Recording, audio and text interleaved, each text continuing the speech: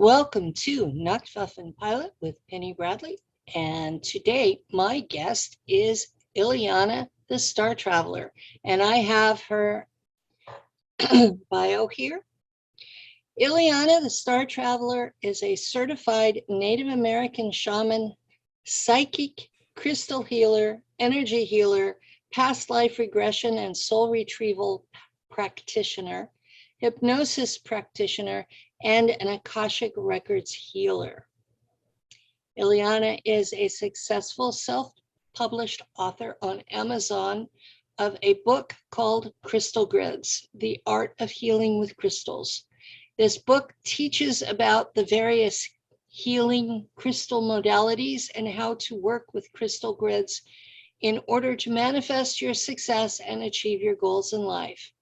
As well, Ileana is author of a new book titled Messages from a Star Traveler, Research Archive Volume 1, that is self-published recently. To find out more about the book, check out the book links that will be posted with the video. Through self-hypnosis protocols, Ileana was able to learn much about her secret space program experiences of being an SSP asset, working on the Mars bases for the planetary corporations in cybernetics labs, creating biological drug serums, biological human cyborgs, Neuralink implants, there's a spelling difference, and operating regenerative technologies that are the holographic medical pods and the Meditech units. Through doing past life regressions, Ileana learned that she is an L/Pleiadian hybrid who is a star traveler. The L race of extraterrestrials are 12th dimensional beings who embody both female and male forms.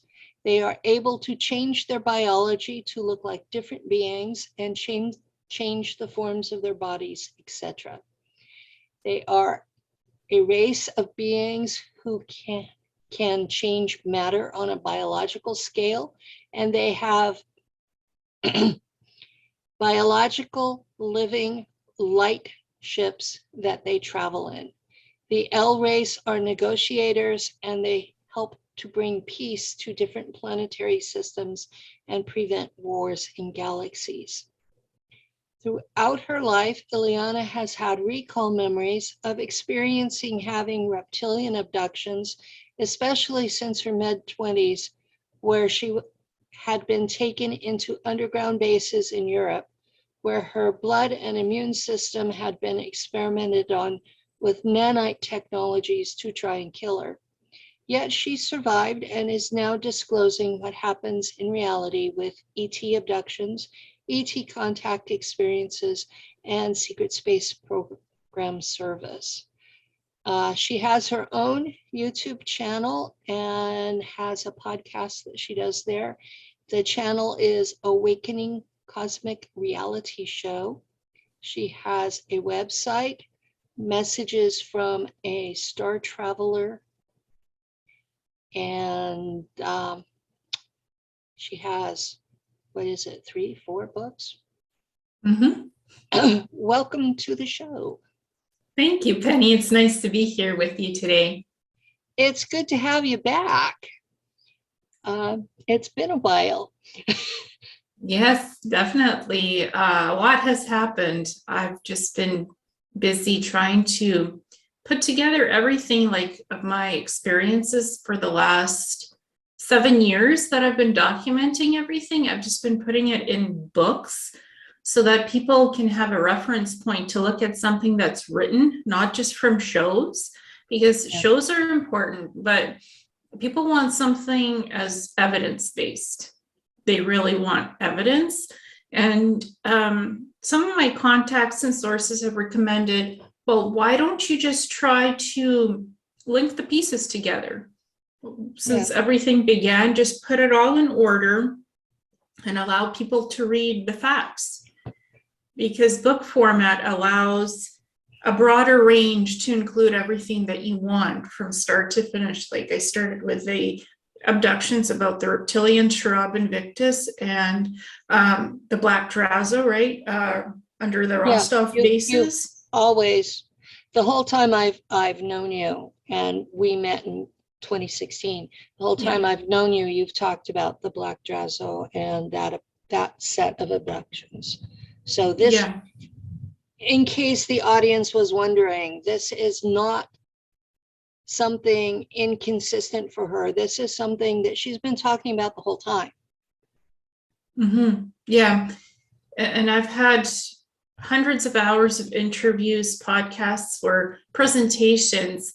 So I just wrote 2 books that split into 2 volumes. It's one book, it's 2 volumes, Ileana's Star Journeys with the UFOs, ETs, SSPs, and past lifetimes. So basically incorporated everything from those experiences, because I've had multiple experiences. I've had the SSP, I've had the ET stuff. I've been abducted into Area 51 and into the underground bioengineering labs. So it's like, plus the past life stuff and the ET connections and the ET contacts. So I was asked to organize it all from start to now. So that's what I've been working on in these 2 volume books. And again, 1 volume would not have sufficed because that's a lot of stuff over 7 years. So I just chronologically put it in order. And I was surprisingly even allowed to talk about the 3-letter agencies and what they know about ET abductions and stuff. It went through the books. It was allowed to go through. And I said, those 3-letter agencies know about the Zeta Reticuli, Greys abducting humans, the bad groups of the reptilians. Not all reptilians are bad. I just like to preface that. Only those 2 groups. Thank you. Yeah. Because I have good experiences with most of the reptilians I've dealt with. There have been a few that were not good at all.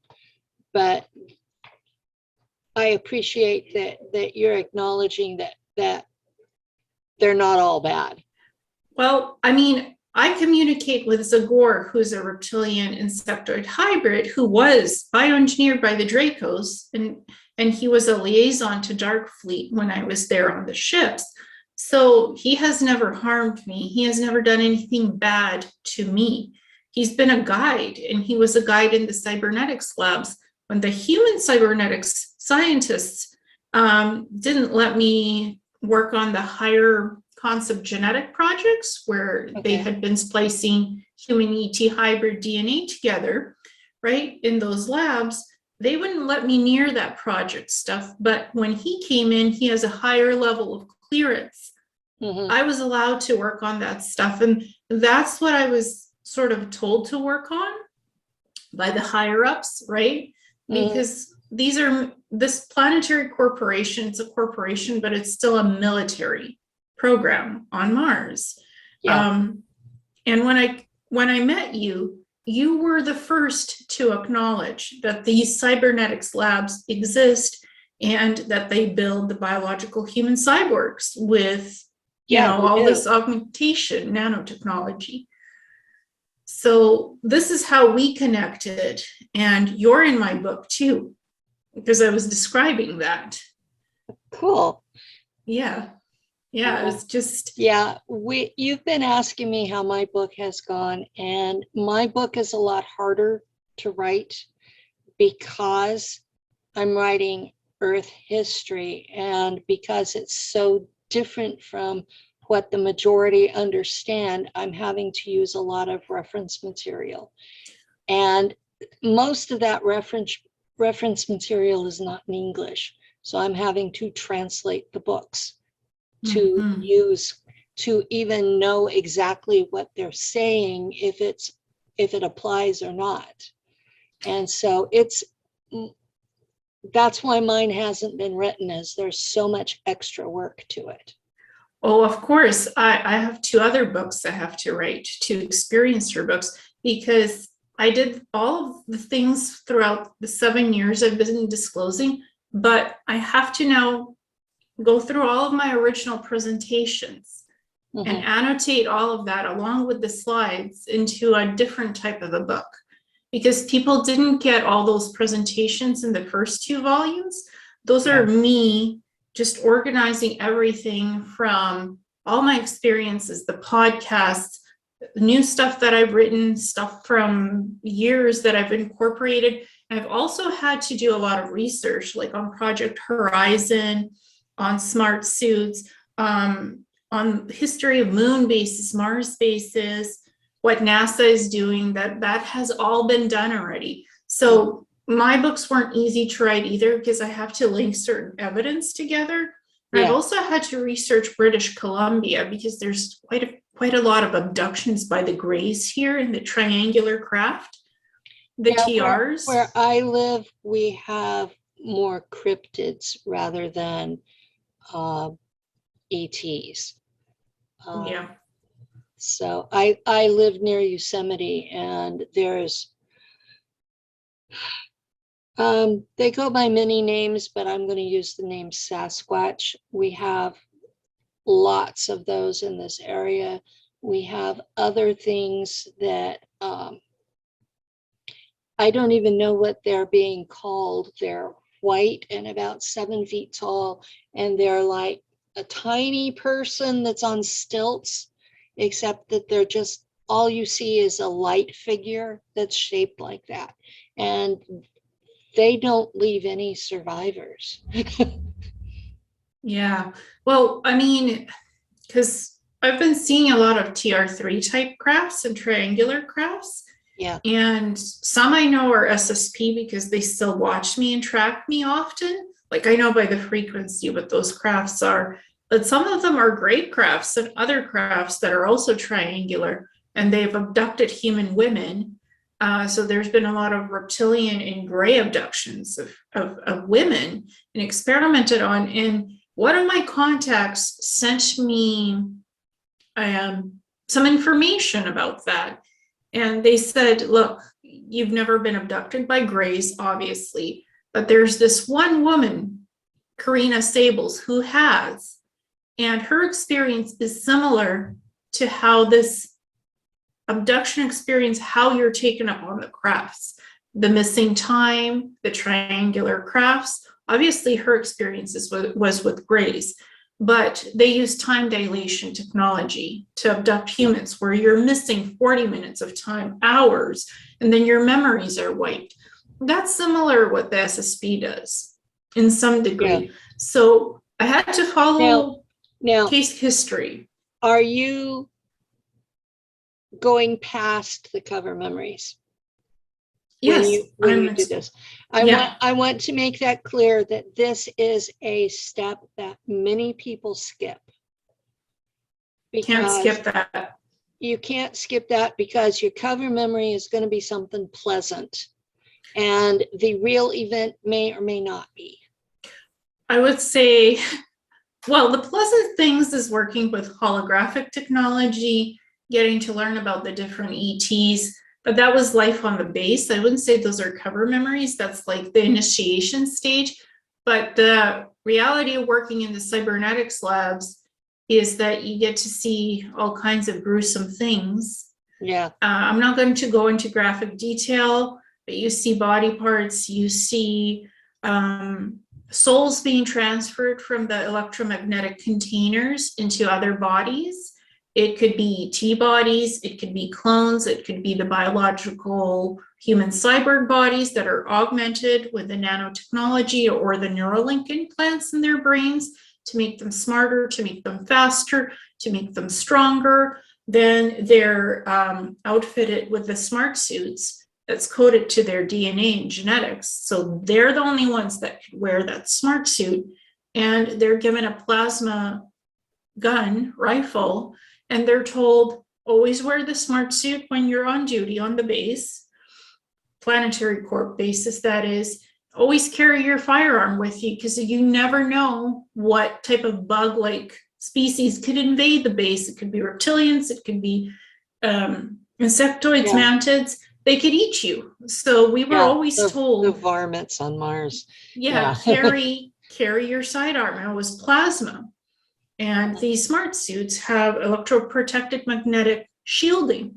So you're shielded. You use your Neuralink implant, you send a psychic message to the smart suit, turn on my electromagnetic shielding frequency, then you're shielded. So if they're using their claws or they're physically attacking you, they can't get at the smart suit because it's electromagnetically shielded and it repels them. So that's what Planetary Corp was developing when I was there. They didn't have that when I was in Mars Home Shield. We were in the same kind of fatigues and flight suits that they were using on Earth at the time. But I honestly think I might have been in some futuristic timeline by 2060. So, because I saw Planetary Corporation's plans for Earth until 2060, until the year 2060. So I think there had been some time dilation, and I'm now starting to discover this through going through everything that I was writing about. So I do admit this what I experienced was very much futuristic. I believe those bases exist there physically, but I think there was a timeline dilation split of some sort, because they took me in with a quantum time dilation leap program, and I did a 60 and back. So until I was there until 2060, that's the time frame I was there until in that program. So now, just for a comparison time frame, about how old are you? I would say no, I mean now. Yeah, I'm 37. Okay. And they always kept me in my 30s with the biological drug serums. So these serums, they're liquid. They inject you dermally in the skin in your neck. It goes through your bloodstream, everything, and it's replicated with replicators. It's not synthesized from the human body. It simulates biological matter. That's why it's called biological drug serums, right? But it reverses the aging process and it keeps you young. So I was kept young, always looking in my 30s. I never looked 60 or 90. Yeah, I never looked the age I actually was, but the Germans kept putting me in regen, where that accomplished the same effect differently. Well, Planetary Corporations actually has regeneration tanks in the goos as well. So I've constantly talked about that. The green goo is to keep you healthy, and the blue goo is to keep you healthy and to regenerate the telomeres and everything else, the organs, the trauma. You know, if you have any bodily wear and tear, they put you into the regen tank and it heals everything, just like a holographic medical pod. Yeah. You just have different tools. Yeah, each of the factions out there has a different set of technology. So they accomplish a lot of the same things, but they go about it differently.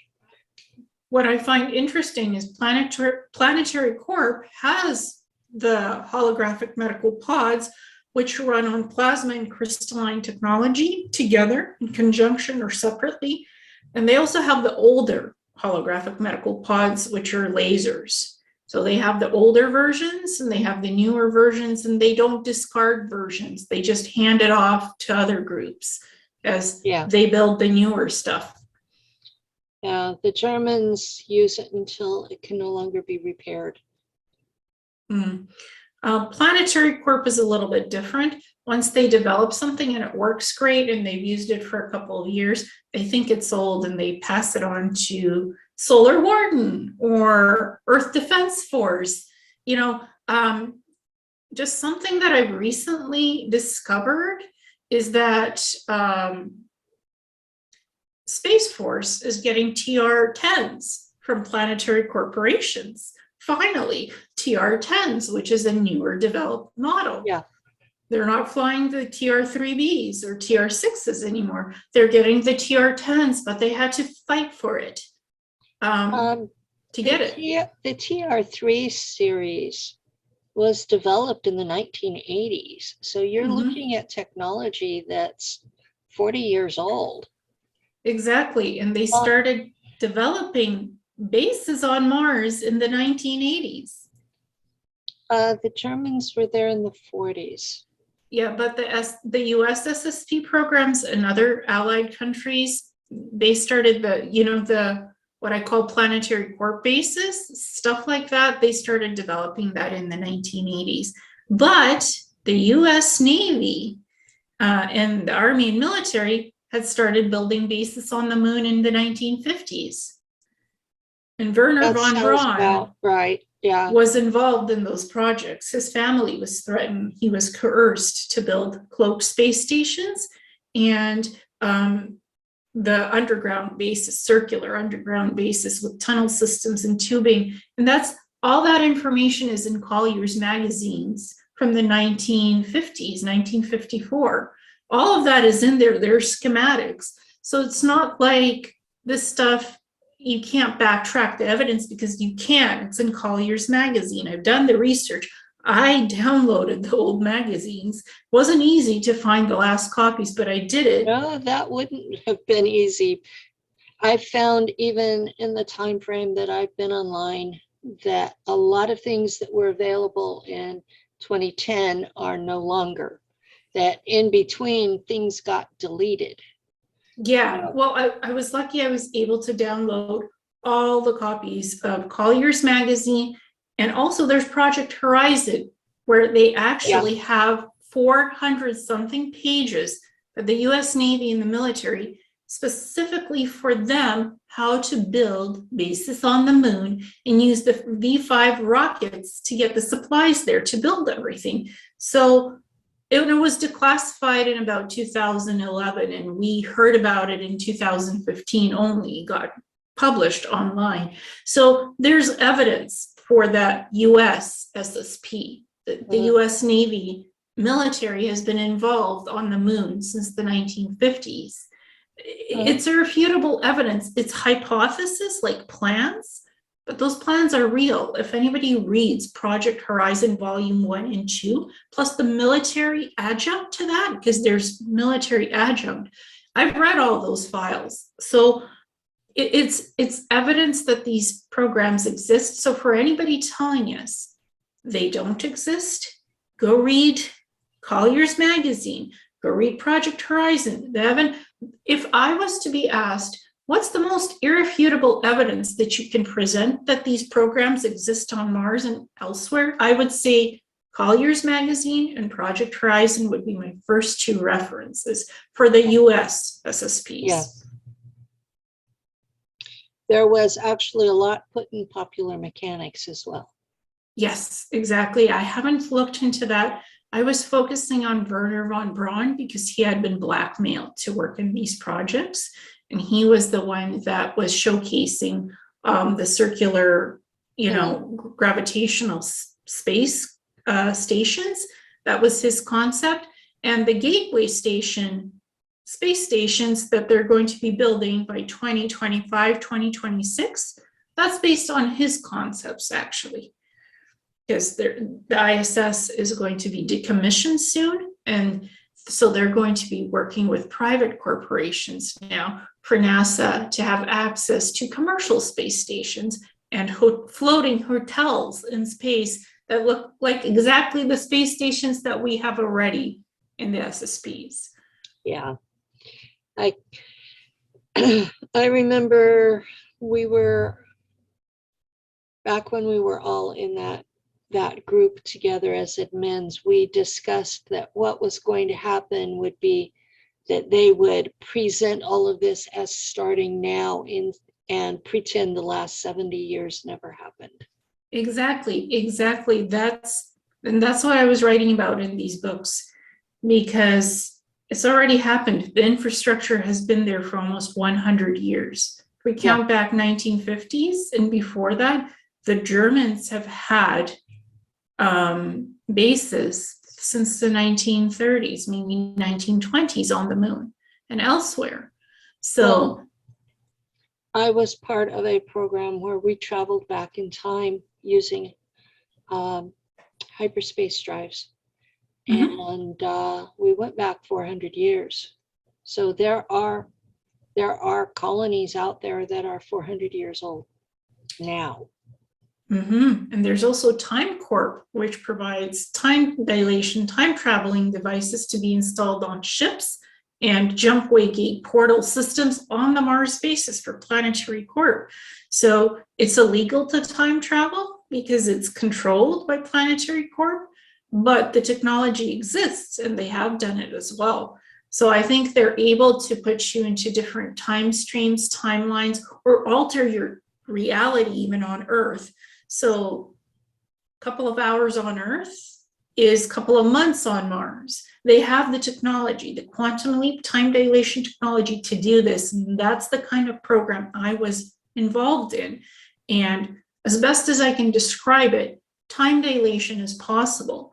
So think of Minority Report, think of time travel. That's all possible. And memory wiping is very much possible. Time Cop? Time Cop, yes. Yes, exactly. And the Atom Project, the most recent one that's out, they had this huge generator that can allow you to go back in time because they found out how to change the particle beam stuff. Yeah. That's the best one. The most current one is the Atom Project, and I was writing about it in my book. Like, it's very much possible. We can do it now, and I'm sure somebody on Earth has been clandestinely doing this for a long time. If the technology is available, there's someone using it. Oh, of course, the SSPs are using it, the ETs are using it, the elites are using it. The thing that people ask me the most is, when are the holographic medical pods coming to Earth? Not for another 300 years. I'm looking at what's going on Earth is called the Great Cull. And at least until they are done with that, we will not see medical technology for the masses. Yeah, I agree with you, because there's so many different programs running around right now of bio things. Yeah. We won't go into the complete word, but it's bio. It first it was, that C, now it's the M. That's, there's a new one going around, the M. First it was the C, now it's the M. So it's really like they're evolving things. These are not natural viruses or disorders. Let's put it this way. Yeah. I had information from folks in secret societies at the beginning that these were engineers, all of them engineered and released on purpose, and that there were going to be 8 releases of things related to the sea, and that there would be at least 4 more that were not, and that the goal was an 80% population reduction. Well, and until that is completed, you're not going to see any medical technology that's going to help us. Yeah, I agree with that, because Diara, one of the cybernetics techs that's really cybernized in the cybernetics labs on Mars bases, she told me that the C was a switch to remove people. She said it was, she said it was the K switch, and I'm trying to, to remove people. And they knew about this because some of the human-based pharmaceutical companies are affiliates of Planetary Corp who engineer this kind of stuff and the antidotes for it. So she had told me that this was all pre-planned as well, and that as long as you have your own place and some space to, if one person gets sick, you have the space to branch out where you're not nose to nose to each other, you can get through it and not infect others, as long as you wash your hands, hygiene, cleanliness, because it's bacterial, it's viral based to a degree, and it's engineered. So as long as my dad recently had it, the C bad strain of it, but the rest of us didn't catch it because we followed the hygienics. Well, So we have followed the hygienics, and Lou and I both caught the H1N1 in January, but we haven't caught anything else. And for two elders in a city, well, we're in a town, but for two elders who interact with people on a regular basis, because Lou's the apartment complex manager. So he interacts with people every day. And we were exposed regularly to the sea and never caught it. there you go. It's like if you follow the precautions and you do everything carefully, you might not catch it at all. And I take antiviral naturopathic flu medication as well. It's just little tablets. I haven't even done that. I've just taken my regular meds that the surgeon balked about, and my regular doctor said, cool, I prescribe most of that stuff to elders anyway.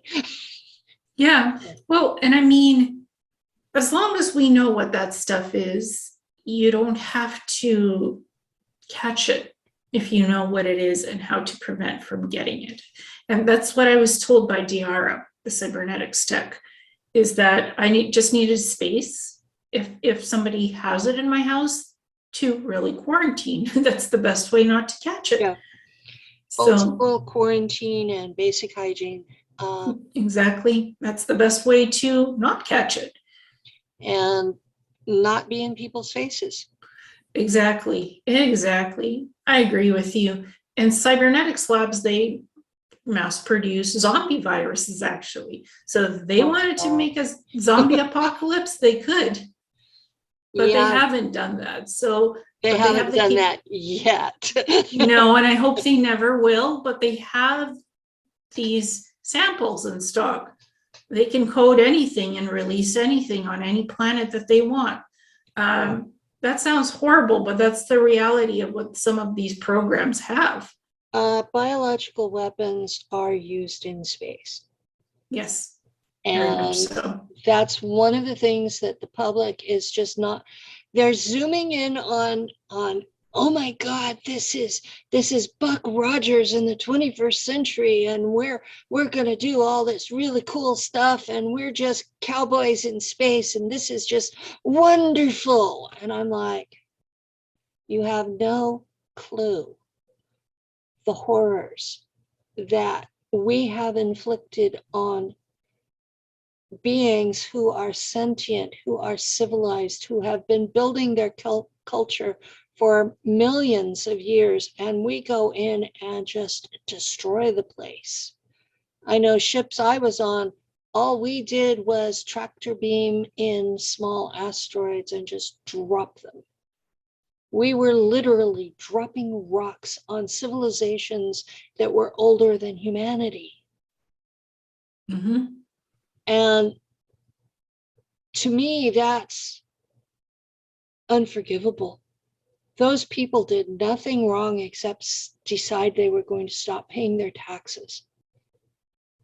And Planetary Corp and other bioengineering labs, they can create chimeras. They can create bug chimeras. They can create werewolf chimeras, vampires. Space vampires are real. It's a viral thing. They can create that. They can create wasp-like beings, spider-like beings, hard-shelled critters that have some ET sentience with animal DNA, and just unleash that on colonies of innocent humanoid beings or other ETs and wipe them out in less than a second. So unless you have a plasma cannon, unfortunately, it's hard to defend against these critters who are bioengineered. And I remember you and I were in a round table with a fellow who's no longer speaking publicly. because he was threatened. What was his name? Kevin Trammell. No, the other one also. There was another one. He had agreed to come on. Jason Rice. Jason Rice, and he was on Gaia. Yes, he was. Both of them were threatened after they did roundtables with me. Well, and that's been a common theme through my public career, is that people who work with me tend to be threatened. And frankly, I'm sick of it. Yeah, and Jason Rice was talking about these bioengineered arachnids and stuff. Mhm. And that's in the also Planetary Corp databases, holographic databases on Mars. So any info about bioengineering, any viral things, they got it. Even if they're not like actively making it or implementing it, they can do it. There's a gentleman in England who is on my friends list, and he's not public, so I'm not going to name him, but I want people to know this is his story, not mine. He was a guinea pig for planetary corporations. And one of the assignments he had was his consciousness was installed into one of the arachnid biochimeras. And he said that that was the one assignment that he had the hardest time coming back from, because their thought process was so foreign to human that he almost got lost in that. It's very chaotic. It's very animal-like as well, because animal DNA is mixed in with human ET DNA splicing. So there's multiple strands of DNA that just doesn't belong. Yeah, they don't belong together. No, but when you put a human consciousness into that, transfer it, and there's different ways of transference. Mm-hmm. It's chaotic. It's like kill, destroy, maim, attack. Those are the thoughts in there. Mm-hmm. And the person is like, this is confusing. This is not human. This is animalistic. Yeah. This is so aggressive and painful. But that's the programming. That's the genetic programming already encoded into that arachnid chimera being, or any other animal ET hybridized. And it could be other humanoid ET DNA that's mixed in with the animal chimera. And animals are ET species as well from other planets. They collect this genetic material from everywhere. To them, it's just genetic stock to experiment with. Yeah. And then they can't blame the SSP programs because this was engineered in secret. Yeah. Well, the SSP programs are engineered in secret as well. So exactly. It's like layers of bullshit. Yes. And what I've been trying to do was expose enough of it that people would be so mortified that they would push Congress to stop the kidnapping of children for these programs. And so far, the general reaction has been, oh, cool, space cowboys. And that's, you hear me frustrated and angry some days, and that's why, is because they're not getting the point. Well, and the 3-letter agencies are aware that the negative regressive ETs are kidnapping children, putting them in the dumb spaces and doing all kinds of experiments on that. So they know about the ET interference. They probably know about the SSP stuff too, because well, yesterday I found an article where thousands of women, children, and men disappear from British Columbia. They go missing, they get reported, but nobody ever finds their bodies, body parts, nothing. They just poof, they're gone. Yeah, so I don't think all of them are abducted by ETs. I think some of them are taken into these SSP programs. I'm pretty sure they are.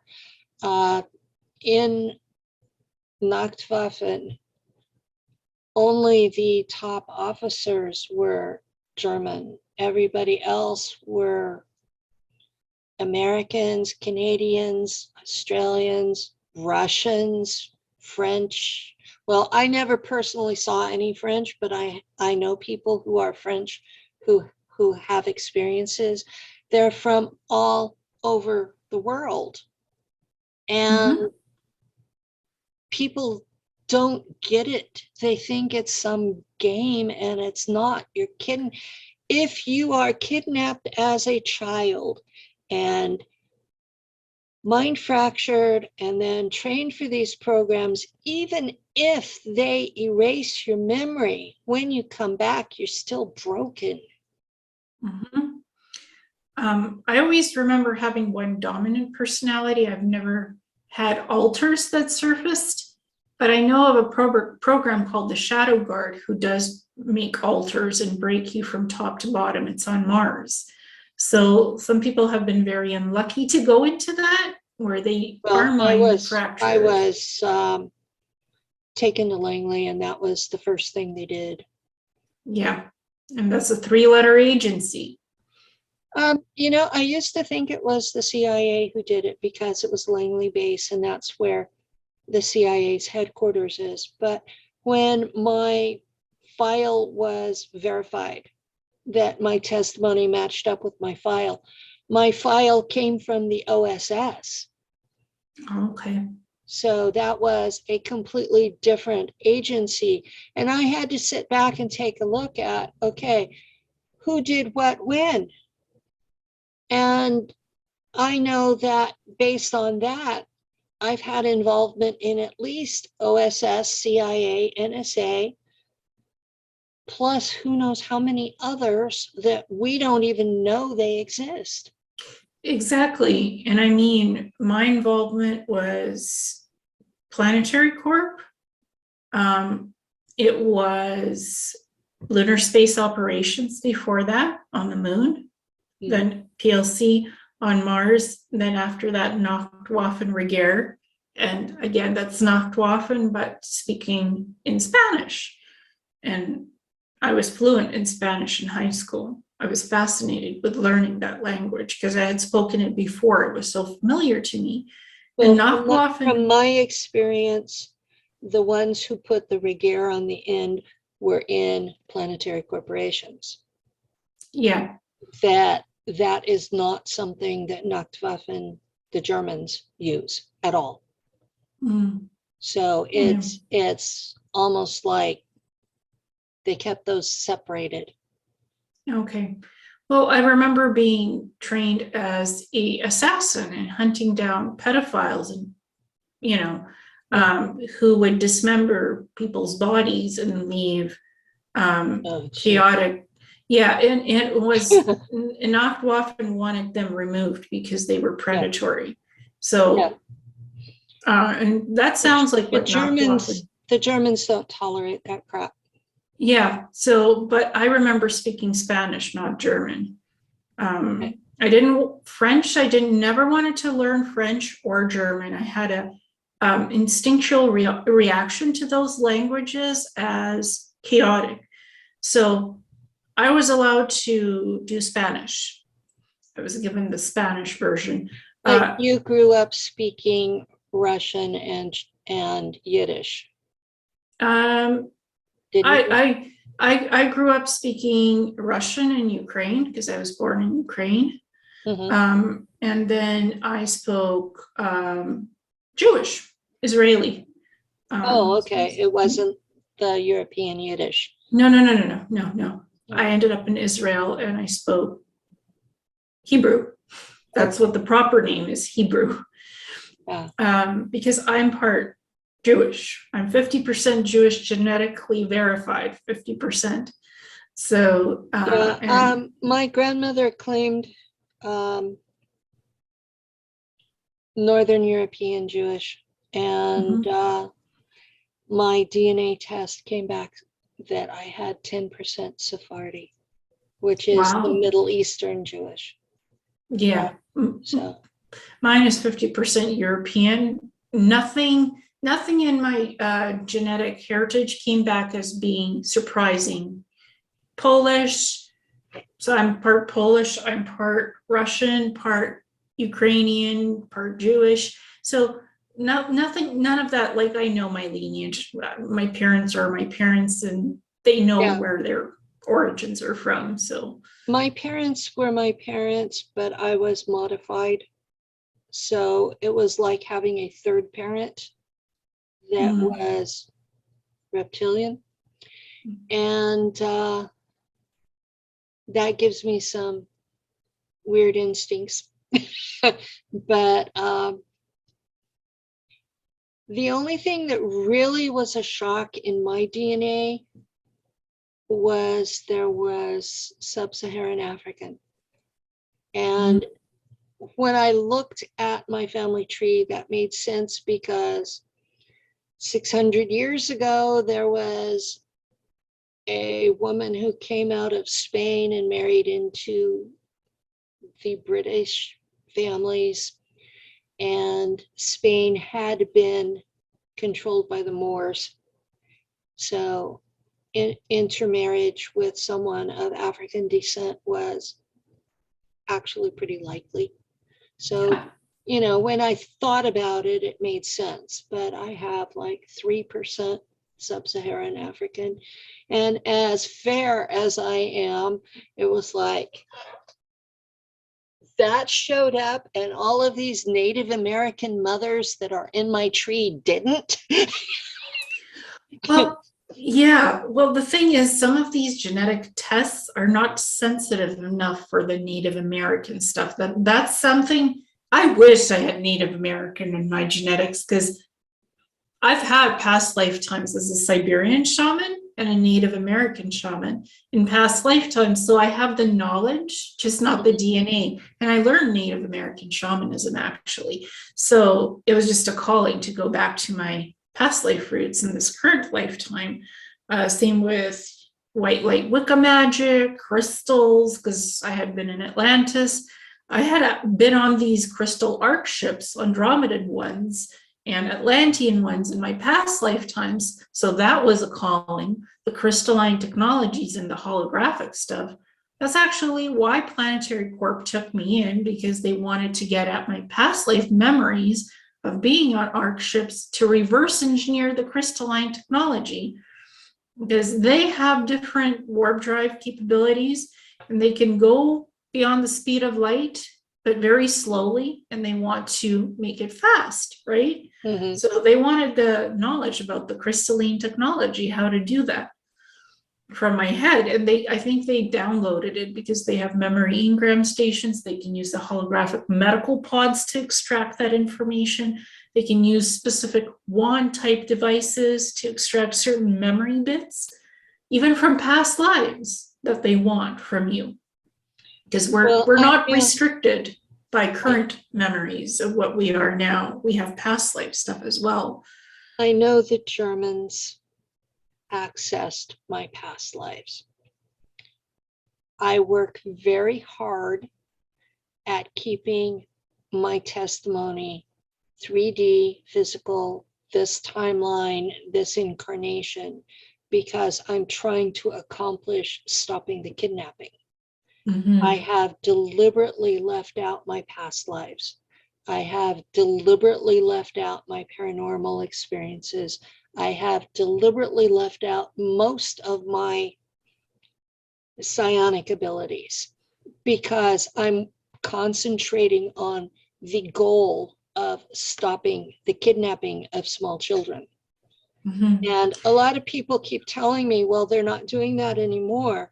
But I keep being contacted by families where their 4-year-olds are refusing to go to sleep because they don't want to go back into space. Now that tells me somebody is kidnapping those kids. Oh, very much so. Honestly, it could be negative ETs, it could be SSPs. From what the child said, it was SSP. Mm-hmm. Well, if we look at what's happening now on Earth, a lot of it is dark. It's not pleasant. We're not living in utopia, folks. So I wouldn't be surprised if kids are still being kidnapped off planet by negative beings or programs. whether that's human SSP programs or AT programs, there's both. And sometimes they work in combination together, some of them. So I would say until I see everything cleaned up on Earth, I wouldn't discount children being abducted or adults being abducted and enslaved and kidnapped. Just look at Tony Rodriguez's book, Sarah's Colony Cavalier. People have read it and they were crying because it's so graphic in detail. Yeah. It's not light reading. It's very much not. His story isn't any more light reading than ours is. Exactly. Yeah. And I appreciate that we haven't gone into the graphic details here, because there are times that I have a really hard time dealing with it. And there are times I'll be hit with a fresh memory and I'll just have tears running down my face. And it's hard to live with this all the time.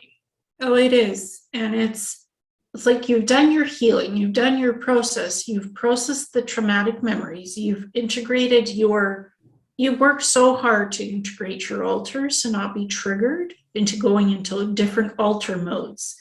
Yeah. Since I've known you, you've always been truthful and upfront about who you are and what happened to you. Your testimony has never deviated, neither has mine.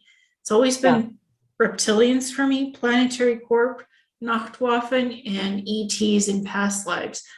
I've been asked to release all of that into these 2-book volume sets because they're sort of interconnected in some aspects and they follow a chronological order of experiences. And I'm very much tapped into the paranormal on a daily basis. I have weird experiences that happen to me. I was asked to incorporate this in chronological order in these books from beginning to now. And it had to be a very specific type of book writing. But now I have to go back to the presentations where some of this more graphic stuff.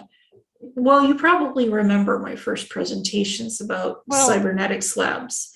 Yeah, I remember those. And I remember blowing up a factory on Mars because Penny, Earth alter cover person, was suddenly popped into an alter in a clone body on Mars, going into one of those factories, and there were no safety mechanisms at the time. And I freaked. I freaked because I was there in that body, and I saw rows and rows and rows and rows of the cybernetic bodies, and around the room on meat hooks were the people going to be put into them. And I freaked, and when I freak, I send out an EM pulse, and I blew up the power plant for the factory. And that's the place on Mars that to this day, they're calling it a volcano because it's still smoking. Mm-hmm. Since then, they have put in a safety device where that if I pop into the active alter in another zone, that I'm sitting there piggybacking, I see, I cannot interact. So they stopped me being able to interact after that. Yeah, and what was in my first presentation about the cybernetics labs was humanoid bodies, full bodies, and some body parts hanging on meat hooks, bleeding, being prepped for cybernization. And they can use the whole body or parts of the bodies based on the genetic tissue. What's good, and there was a lot of women, naked women.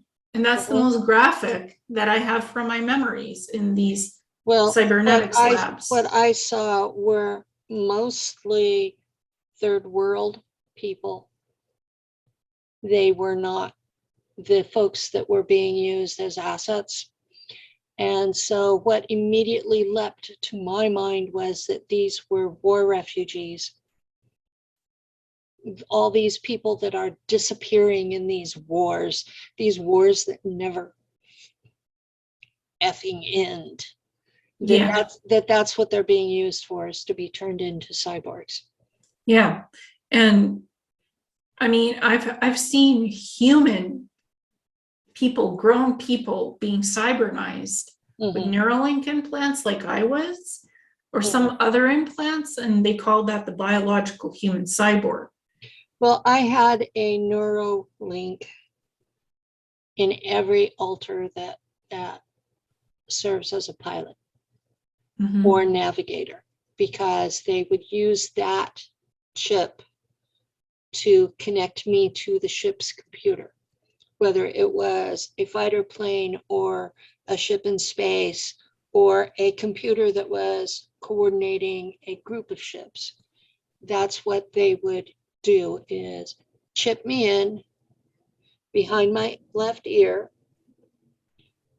and that would connect me to the computer. And most of my day-to-day active memory would be stored in the computer rather than me. For all practical purposes, I was a terminal to the computer. And, you know, I talk about this and it doesn't register that, you know, that I was a terminal to a computer. I wasn't me, Penny, out in space doing this stuff. So they don't get it. Yeah, and the Neuralink implants that I had 4 of them in the left side of my brain, and they use some kind of Nordic technology where it has a neuronal energy core that opens up once they insert it, and it goes through the bloodstream and opens up in the brain, and it's electrical and it's nanotechnology and some kind of etheric implant as well. So it's a combination of nanotech and etheric, and it was made by the Nordics.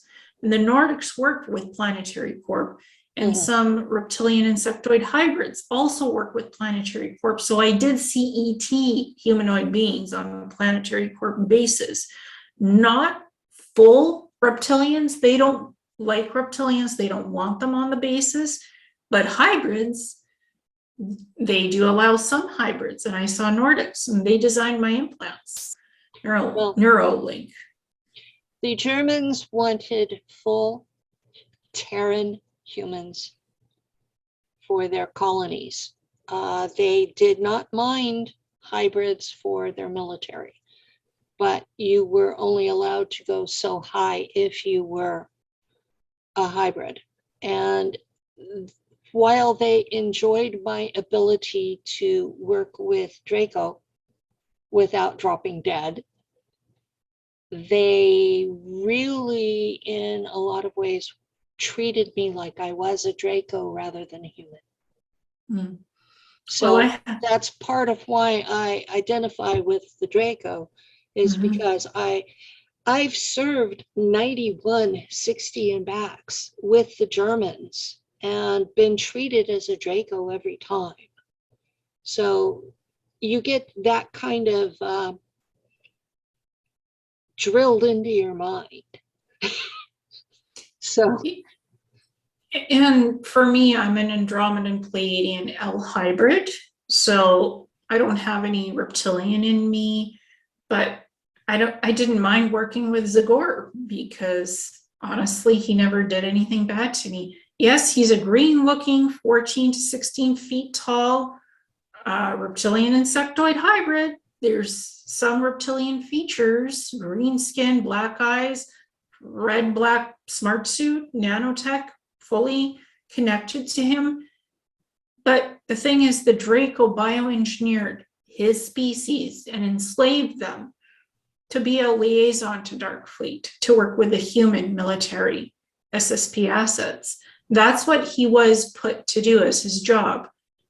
He's told me that his species have since been liberated and they're free of the Draco. Good. But again, the Draco have engineered many species. They've created many species. Yeah, they've created a lot of species. They went through as colonizers and created what they wanted to create.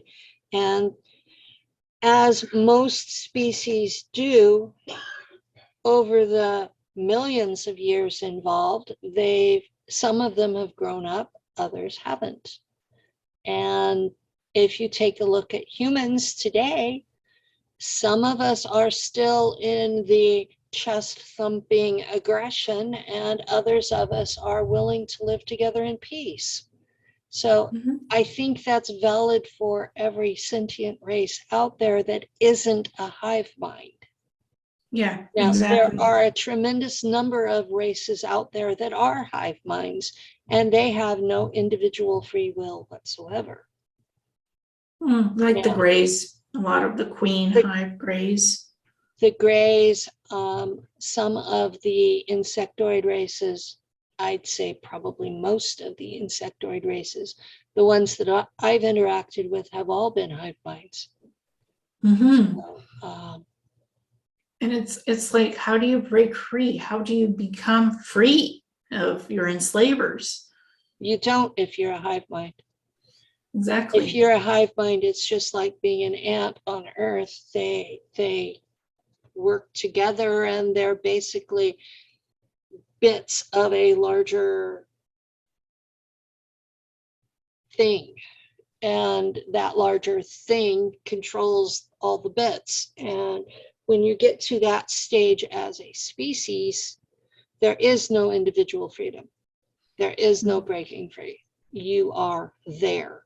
And in some ways, that's how I see our political structure going if we don't stop it. I think the end goal is for us to be a hive mind with most of the humans at the slave level.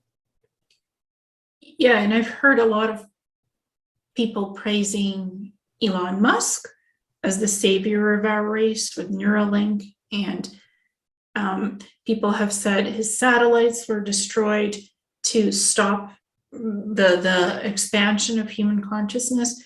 What I heard was those satellites were destroyed to prevent AI backdoors being opened and infesting his Neuralink implants with false AI technology that would literally take us over and make us a hive mind.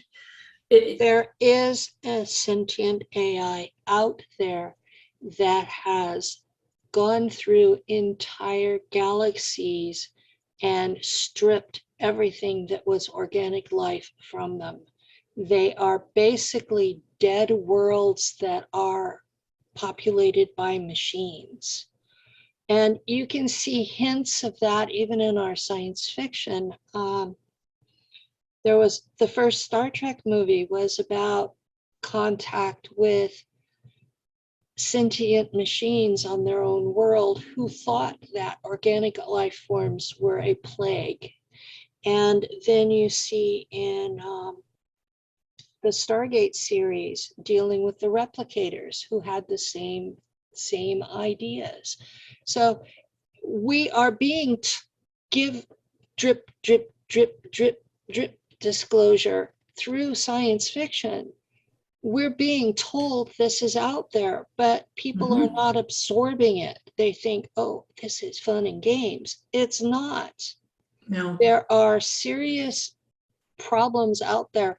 And from my point of view, the two most serious threats to humanity are the Matra, who are a carnivorous gray race from the Andromeda galaxy.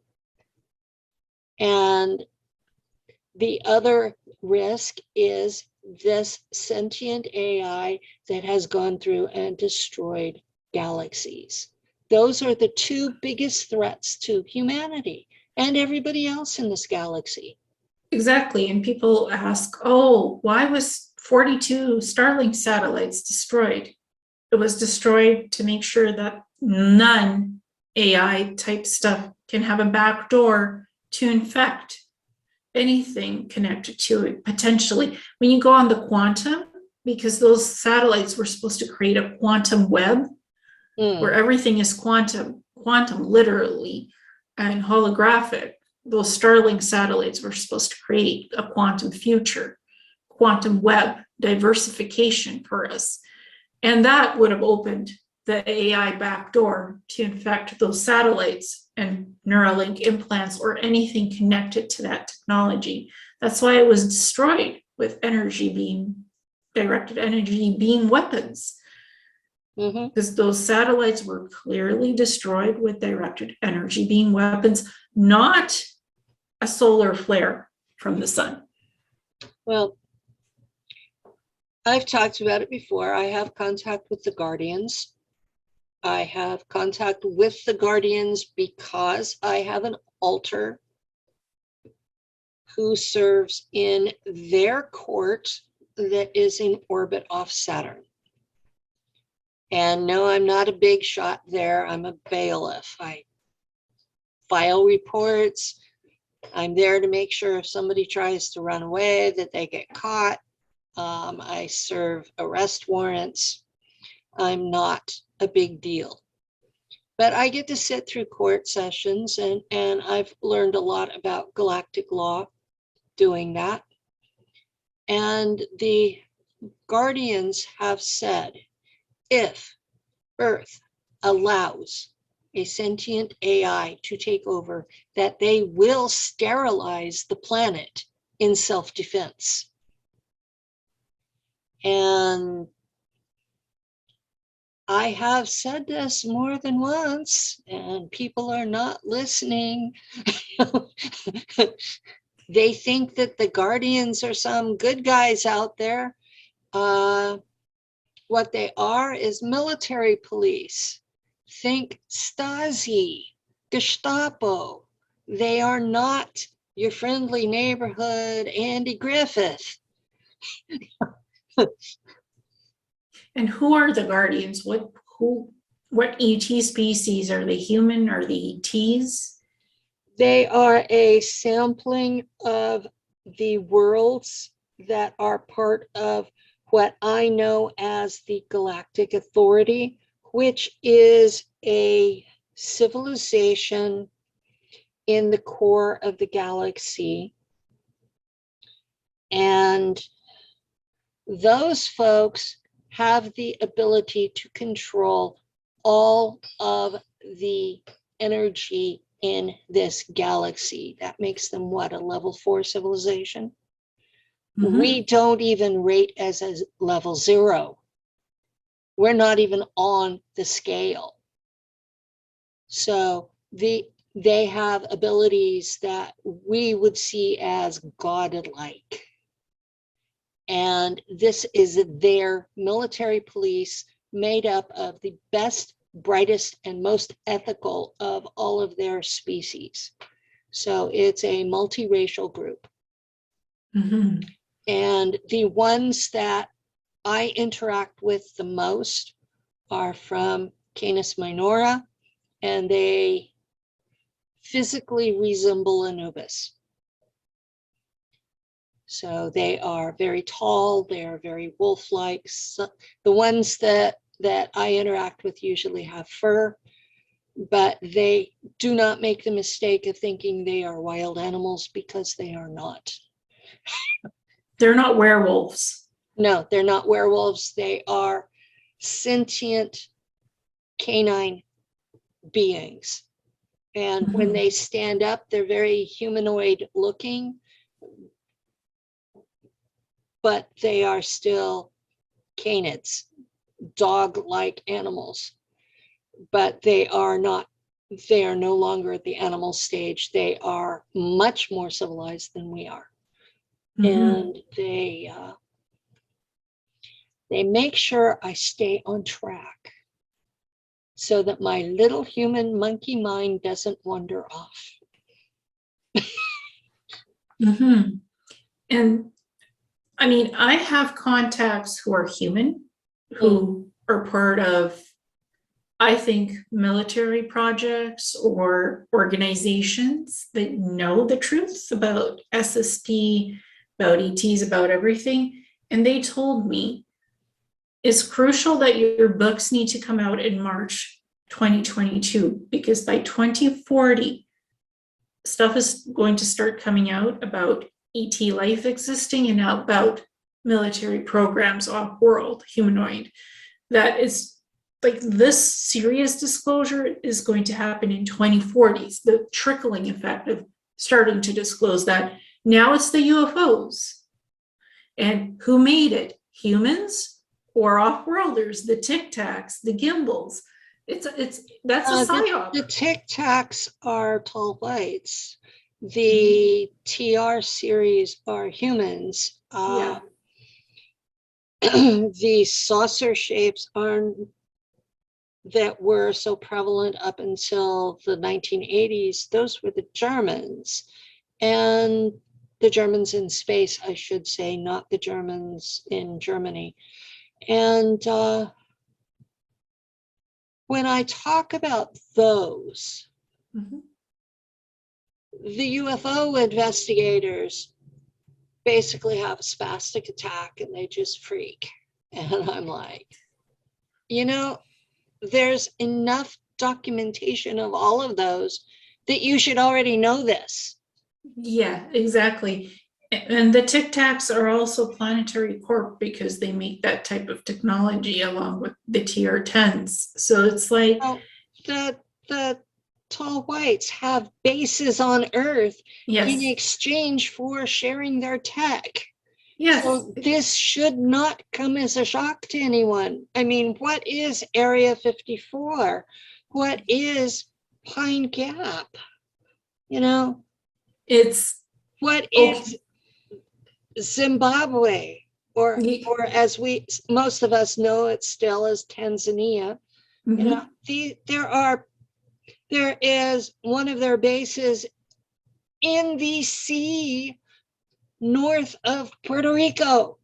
You know, they're all over the place. Yes. And in exchange for being left alone, they're sharing their tech. So why would planetary corporations not have that tech? Exactly. And what's happening in Congress, the meetings on UFO disclosure, right? They just, and they're like, we're not sure if it's ours or theirs. Might be ET, might be Earth-based secret stuff. So they're playing what if game. It could be this and it could be that. But I was told the first disclosure would be the UFOs. The second disclosure, ET life exists on other planets. And the third disclosure, there's military organizations off planet. And that it would be in stages. That was in the timeline of Planetary Corp holographic database information, how this would all unfold. And so far, no deviation from that. That's how it's unfolding. Well, there's not going to be a deviation because the NSA has a unit called the Labyrinth Group, and a unit of the Labyrinth Group interacts with a group of extraterrestrials that they call the Cortium.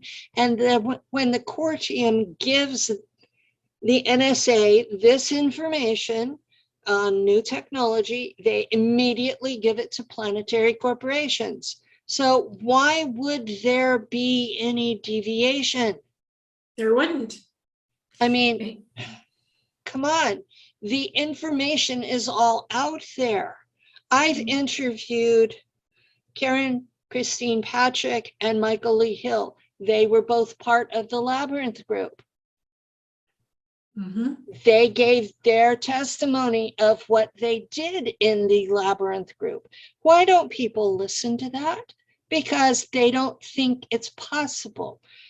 A.R. Borden, who was running the Labyrinth Group and was the teacher for those two, plus the other 5 who worked with them that won't talk to me. Yeah, I pissed him off. He wrote books that were in the category of historical fiction, where the characters are made up, but the story and the tech are real. It's out there. Read it. Well, I included the information about the labyrinth and the SEO, Alien Contact Organization. There's Yeah. like 7 pages about the labyrinth, the SEO, and about the wing makers. Yeah. It's in my book too, because it's part of that's disclosure stuff. It's part of it. And the CIA blew up the arrow cave that was part of the wing makers. So that was recently destroyed. Oh, I believe it was in 2019. well, it's good that there's information about what was in that arrow cave. It's in that document. I actually included the original document off of the website. Okay, the original document, the original set of artwork, because the CIA traded it out for copies, and the music that was made, all of that's really important. Well, I have the music. I listen to the wing makers as a meditation music, actually. Cool. So I've known about them since 2007. And the labyrinth on SEO is part of disclosure. It's an earth-based disclosure. So it's in the book as well, because all of that SSPTs, all of it, all of these organizations, they're so interconnected. I couldn't just write one book about the SSP experiences that I've had. All of it is interconnected, and I've had connections to it throughout my encounters and experiences.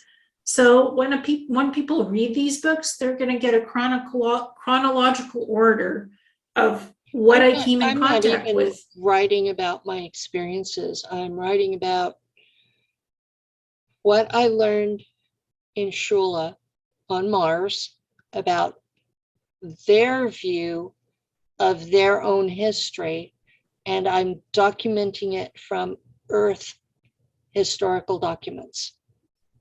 So it's, why did they leave Earth? Where did they get the tech to do so? And where did they get the occult knowledge for operating the tech? So that's what I'm writing, and I'm getting it completely Earth-based historical documents, and most of them are not in English. So this is something, it's completely outside of anything I have ever seen done before. And so it's a completely different thing. And I'm hoping to get it done in the next year and a half. Yeah, because honestly, so far I haven't seen anybody except Tony Rodriguez put out a book about his SSP experiences. Now I've done it, and you'll do it. It's like, if we don't share this information, it's not going to be out there on a wider scope of public work. Not to scare anybody, but YouTube has been censoring us.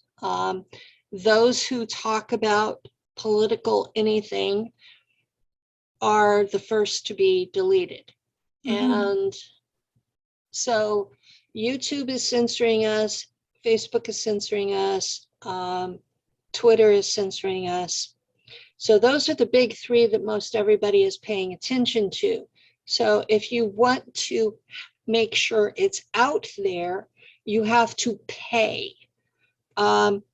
Rumble charges by how much bandwidth you use.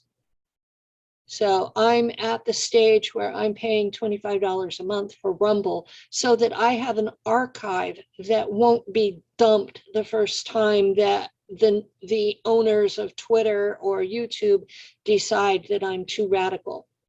And I do not believe that this war is against disinformation. I believe this war is against dissent. Yeah. Those of us who do not follow the approved curriculum. Yeah, and I my shows is not like, I don't discuss politics, religion, guns, or anything that is too controversial.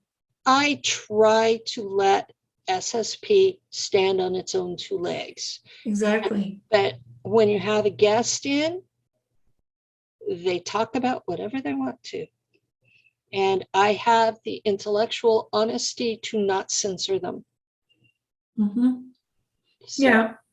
I mean, and honestly, I was quite surprised that what I wrote in these books was allowed to go through on what it went through. And everybody publishes books on Amazon. It went through on Amazon.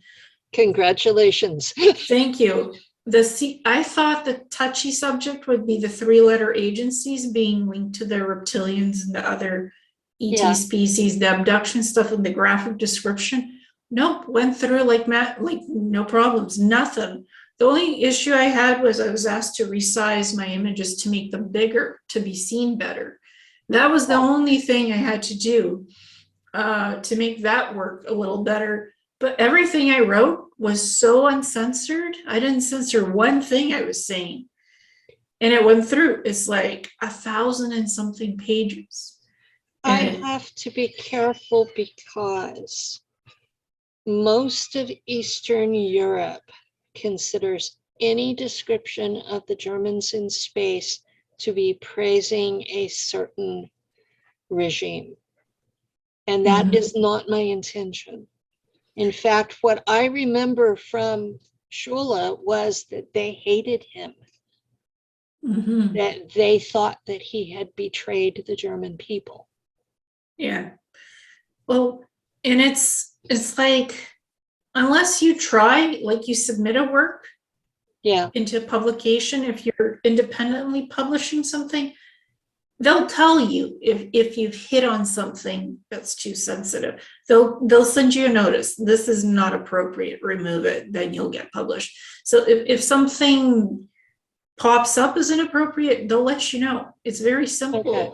With Amazon and self-publishing, if it's inappropriate, it gets flagged and they send you a notice. This can't be in the book, and you remove it, and then you can republish. You can republish as many times as you want. You're not limited. They tell you what's so far, and I pushed the boundary with this. It was very graphic in some areas. In the next book, Meat on the Hook's Bodies in Planetary Corp, I'm sure that will just go in as well, because I'm not mentioning that other word that you were, that group. I'm just sharing my experiences with some evidential information about Collier's Magazine, Project Horizon, because I want to give evidence of what Planetary Corp is connected to, what created Planetary Corp. It is a US SSP group that accepts members of other countries, Canadians, French. I remember on the Mars base, people speaking different languages. People spoke different languages, and the Neuralink implant translated the language, and I heard it as English, but it was not English. They didn't have that advanced tech when I was on Mars. So we didn't have it automatically translated for us, which would have been really nice, but we had to actually learn the languages. The old-fashioned way.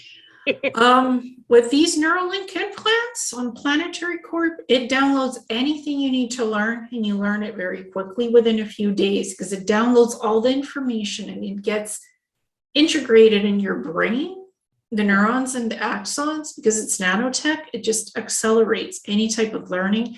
You don't have to go to university to be what would be the equivalent of a medical tech. The cybernetics lab techs, the Neuralink implants teach them what they need to learn. They learn it within 2 weeks and they're put to work. They go to work. So I never considered myself a slave, but you know, certain things can be slave-like if you're unlucky and they put you into work that's not easy to do. I thought of it in terms of I was there without my consent. I was unable to come home. I was told what to do, when to do it. I was provided with whatever I needed, but I had to eat their food. I had to wear their uniform. I had to speak their language, and I was not getting paid. Yeah, there is no Notice money system. that's the definition of slavery, Yeah, regardless of if they give me a title or not. exactly. Well, I had partial consent because I was lured in by all the nice technology, by the tech, the holographic stuff. I was 4 years old when they first took me, and even if I signed a consent, I was below the age of consent, and it's not legal. And also, if I signed a non-disclosure, I was also 4 years old, and it's not legal. Well, I was 15 when the Monarch solution started, and that was prep training. That was somewhere near the Sierra Madre Mountains. I have the coordinates in the books. I've put coordinates to all the bases that I've been on: lunar space operations, planetary corp, and some Nacht Waffen bases. Okay. So it's all in the book. Look, I'm Google. pretty sure that Alice Plima was in Olympus Mons because I'm drawn to that on the Mars map, but I'm not sure. There's just the detail of memory recall, because I have a photographic memory. Pretty sure about almost, I would say I'm 88% sure those locations are correct. Okay. Honestly, from what the longitude and the latitude, and folks they could literally take the coordinates and input it on Google Mars and Google Moon, because those two planets are mapped. So folks, yeah, they are. You can have a look at that. I'm not hiding anything. I put all the 11 PLC planetary corp bases that I was on. Yeah, I remember mapped. that presentation. That was most impressive. I'm sitting here and faces are literally erased. I can't remember people's names. I can't remember exact locations. And you're putting up this map and I'm going, I'm gobsmacked. I can't do that. But my service started in 1959, where yours started in what, 2000? Yes. So that's a long time in between. So yes. Technology has changed. Their paranoia about what we can remember has changed. All kinds of things. So I'm not saying you're wrong. I'm just saying my experience was different. Yes. And when I actually do a lot of hypnosis regression for people who claim to have SSP memories. Mm-hmm. If it's there, somewhere buried deep, it's there. If it's not, it's not. If somebody doesn't have recall memories, or it's not there in the hypnosis itself, in the deep buried memories in the subconsciousness, if it's just not there, it's not there. And people say, oh, I know I've been in the SSP. Sometimes it could be wishful thinking because it's been popularized. I see a lot of people who come to me and they will spend 8 to 12 hours a day telling me about their dreams. And I have taken up asking me, whose video did you watch? And 90% of the time, their dreams will match the video they watched. And those people, I suggest to them that maybe it's just their mind, their brain processing the videos. And they generally get really angry with me because they want so badly to be special. Now, that says a lot about our culture, that people want to have been mind fractured and tortured as children. Well, they have no idea what that actually is, or that it even happens. because they've heard about the space battles, they've heard about the holographic medical pods. Like, I've talked about technology that sounds special and cool and awesome, but it wasn't awesome having Neuralink implants that leached nanofiber gold and all caused my brain to inflame, and I almost died from that. And Yeah, if I had, I remember when you had to have treatment for that because you were dying. yes, And you went dark as far as SSP disclosure for almost a year because you were literally dying. And people were like, well, why aren't you having Ileana on? And I said, because she's sick. And they were like, oh, like, we're not ever supposed to be sick. And then, it's been almost 6 months since I had surgery. And during this past 6 months, people were like, well, why aren't you doing all of this other stuff? I had my neck cut open and 2 nylon discs shoved into my spine because my bone, my discs were intruding into my spine, and I had a concussion for a year before surgery. And it's like, well, you're supposed to just keep going no matter what. And I'm like, no, there comes no, a point where you're sick and you take time off and you take care of yourself. And we might even actually have to retire because we're sick. yeah. And look, when we come back from these programs, we don't have access to holographic medical pods, despite what people think. Just because we've talked about this tech and the regeneration tanks and the goos, just because we talk about it does not mean we have access to it. We still have to use earth resources to take care of our bodies and heal the natural old-fashioned way, and it takes time. Oh, yes. And for the record, Earth Penny does not have access to Oberkommando in Nacht Waffen. I had a man who continues to create new profiles and stalk me. The man thinks that I can have Nacht Waffen come pick him up and that he can go live with them. Oh dear. Yeah, well, I've had people ask me, can you contact your Planetary Corp resources or sources to get us in touch with holographic medical pods? Or do you know a place where we can go to get a healing from a holographic medical pod? And I say, I'm not actively part of Planetary Corp anymore. I don't want to be connected to Planetary Corp. I chose to disavow them, literally. And I say this in my book, I've disavowed them. If I ever get offers to come back, I will not take them up on it. If they attempt to take me, I will block them energetically from picking me up by their jump gateway quantum leap time dilation tech.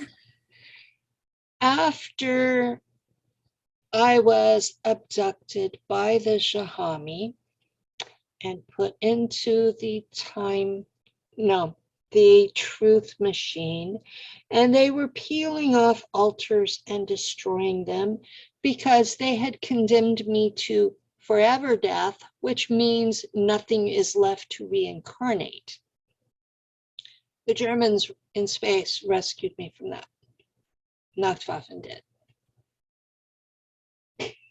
And after that, they told me, if we ever find out that you have died on Earth, we will redial and we will come get you just before you die, and we will put you in regen, and you will come live with us in Neu-Berlin, and you will be with us until you can no longer be regenerated.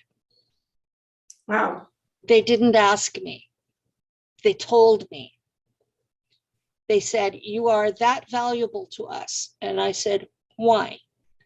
And they said, navigators replace Draco.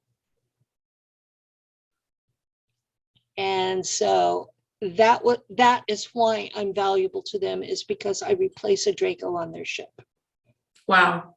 Well, So this was something that I had to wrap my mind around, is that I had no options, because they will come in, they will knock out everybody in the house, including me. They will open a personal portal in the hallway, and 4 people in black fatigues come out. They haul my naked ass through the portal, beam me up to the ship,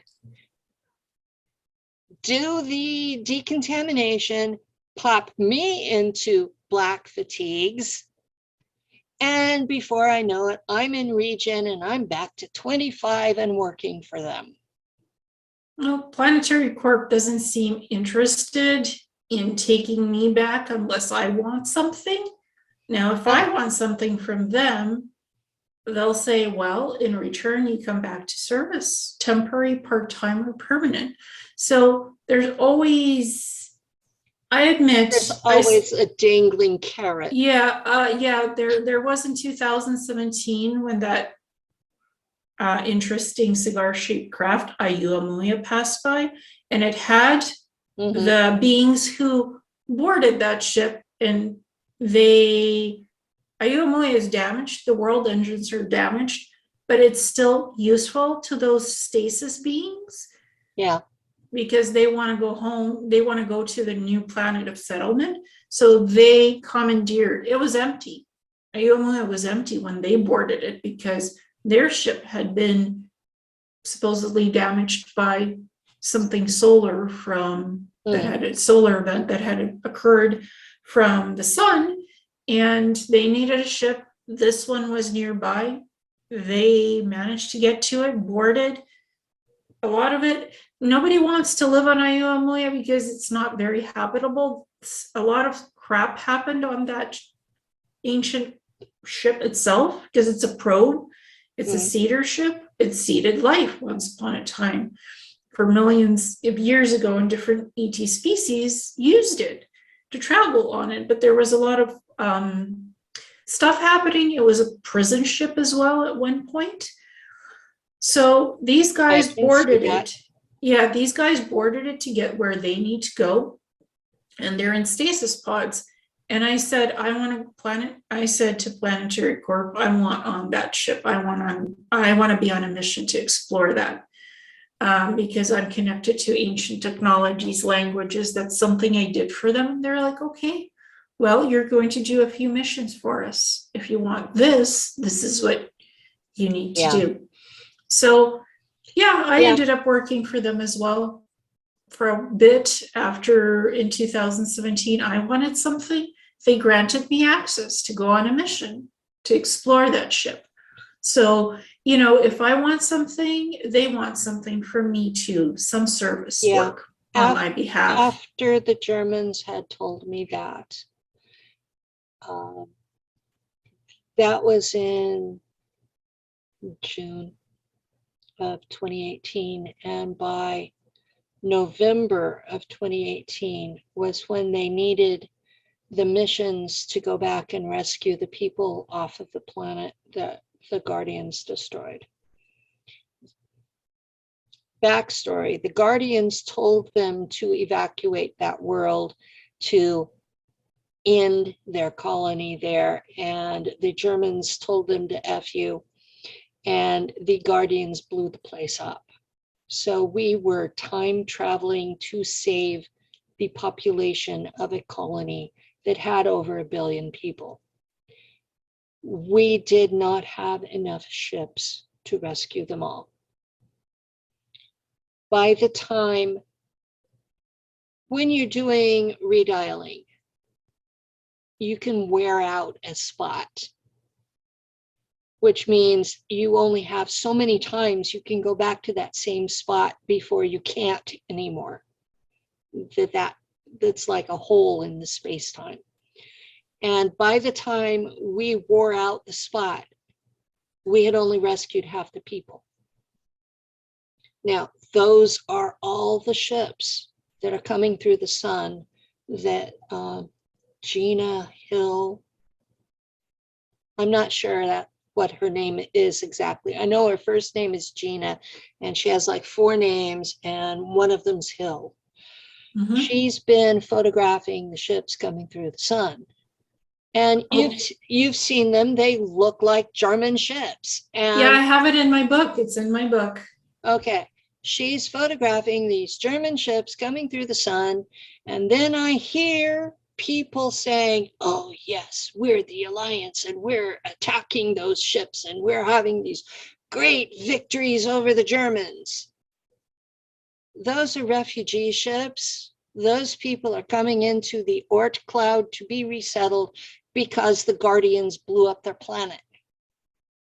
And these are Earth humans. And I personally think that this is the most cowardly bullshit that I've ever heard out of anybody claiming to be a hero for it. Well, and the thing is, what alliance? When you and I were in the SSP, we never heard of something called the Earth Alliance. I've Nope. heard of something called the Space Alliance and the Earth Defense Force, but nothing Earth Alliance. That, to me, that's a totally made up bullshit name. It's just as much bullshit as QAnon was.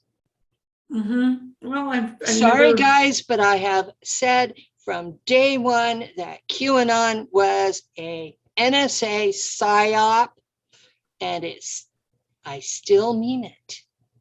Well, Q was the unit that was assigned to bring Ed Snowden back for trial. They failed. So they got reassigned to make Trump look good. And they were quite good at it. Well, I never followed the QAnon movement. They had drip disclosure, bits that were true, bits not so true. It was all put into a giant pile of dumping information, and it was up to you to discern whether that's real information or not. Yeah. So you have to have intelligence to discern truth from whatever was dropped from QAnon. There were so many clues that you could almost make it say whatever you wanted. Yeah, exactly. It was just a way of dropping information that looked good to them. Most of it was just gossip. Yes. Because it would tie back to some article somewhere that was gossip in the first place. Yeah, cue crumbs, follow the crumbs. Follow the crumbs back to an article that was gossip. And so then you're spreading gossip about people. I mean, come on. There's plenty of stuff out there to be investigated without spreading gossip. Yeah, exactly. And again, it all goes back to use discernment to figure out what the truth is and what the BS is, honestly. There's so many bits of information coming up from people claiming to be part of this organization, part of that organization, that's saving the world, that's liberating us. Oh, yeah. Please use discernment, folks, because, you know, what people claim is what people claim. It comes from their own experiences. Yeah. Is it real? Is it the truth? Use your discernment to figure that out for yourself, how true that is or not to you. One thing I want to say before we go. I have heard a lot of people quote me exactly the opposite of what I actually said. And it's to the point I'm going to start calling people out on it, because some of the stuff they're saying is that offensive. And I want to make it really clear that even though I served with the Germans in space, I'm not racist, I'm not ageist, I'm not ableist. I don't care where you come from, what color you are, how old you are. If you make sense, you make sense. If you don't, you don't. We've been friends for almost, 10 years now.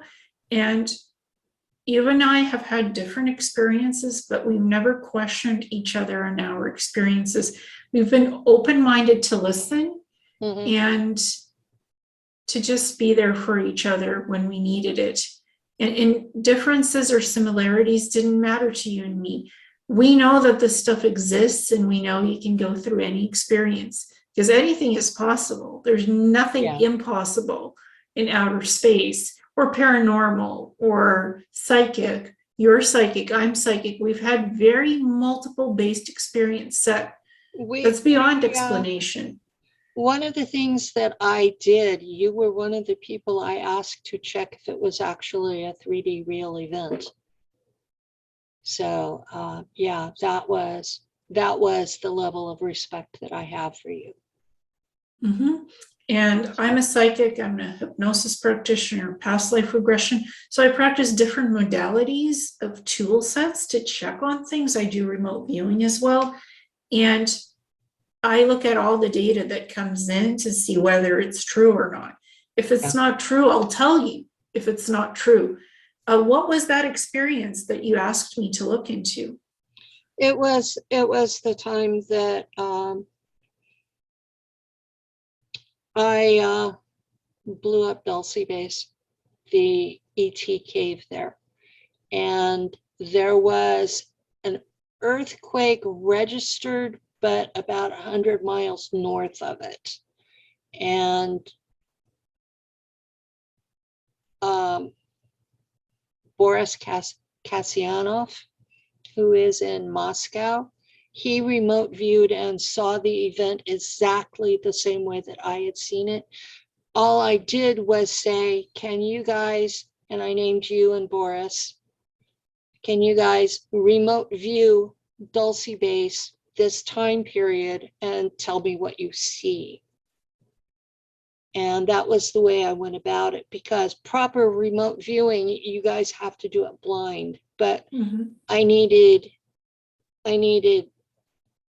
to know if it was an actual 3D real event or not.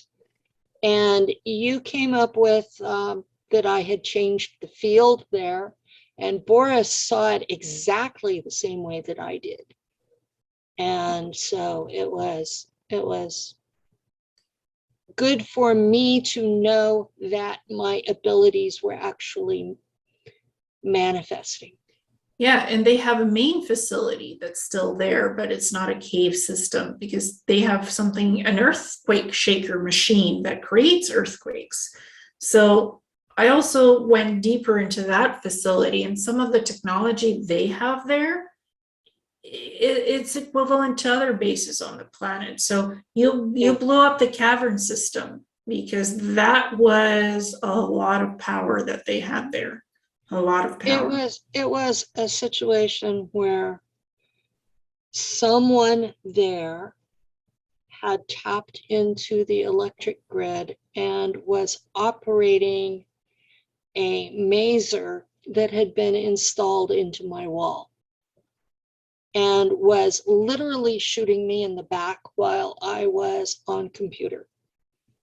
And that was how I stopped the attack, was by blowing up where that person in quotes was sitting. And you and Boris verified it was real.